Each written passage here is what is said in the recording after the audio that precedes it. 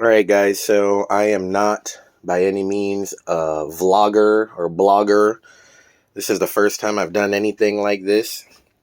But some people want to follow along, so we're going to give it a try. We're going to start out here.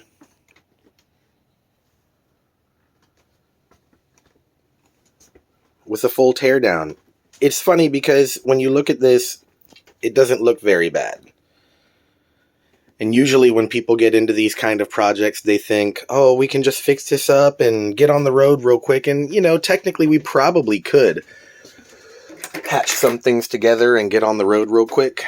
But the truth of the matter is all of these old vintage trailers have several problems with them. Water intrusion, insulation, ventilation, electrical, gas, all sorts of things that people don't really know what they're getting into because this is a cool project that went viral and everybody wants to do it now. Well, we're slow to the uptick. We researched and watched videos and followed van lifers and bus lifers, and we decided that the way to go for us was a tiny house on the trailer, and we were sure and we were sold. Tiny house on a trailer. And then, you know, after a while, we found out why tiny house on a trailer wasn't going to work. Not for us. Oh, well, that's okay. We'll just get a camper. We'll renovate a camper.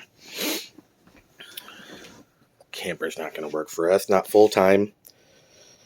All right, well, finally, we're going to get a bus.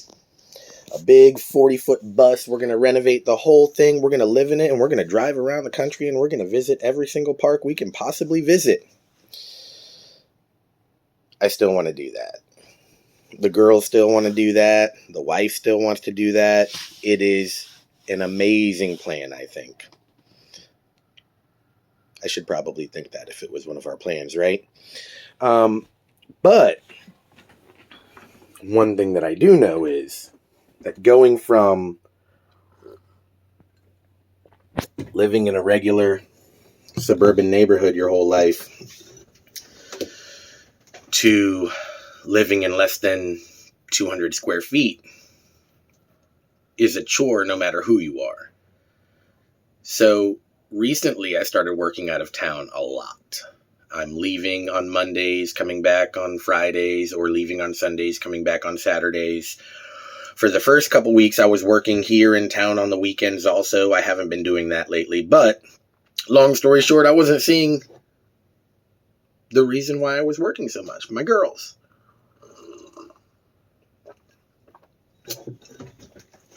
So this is our temporary solution. We bought a camper. We're going to renovate it from top to bottom. We're going to get it ready to go when they're going to come work with me out of town. Well, they're going to come hang out with me out of town while I work. But we figure this is a nice in-between before we get a bus. This is a nice small renovation, 19 feet instead of 40. Start at halfway. Don't bite off more than you can chew. And we figured it'd be a really good test to see if we can really stand each other in these small spaces. Because it is a small space.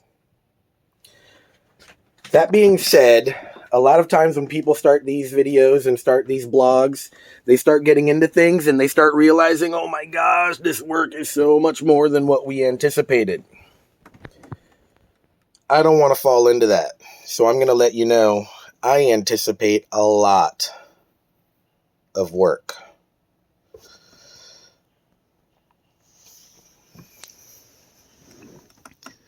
I can see daylight from the inside in places where there's no windows.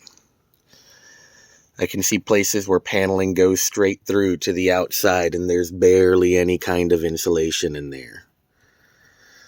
I see wet wood underneath the windows. I see all sorts of things that maybe people that weren't researching this stuff for 5 years expect.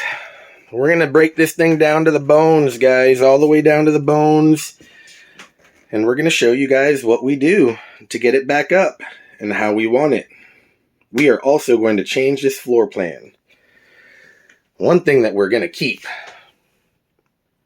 is the Winchester. Oh yeah, the Winchester.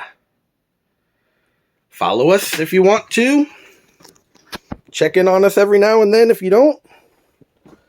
And see what happens with this butte. Like I said on the first one, wish us luck. And remember the before, because it's not going to look the same after.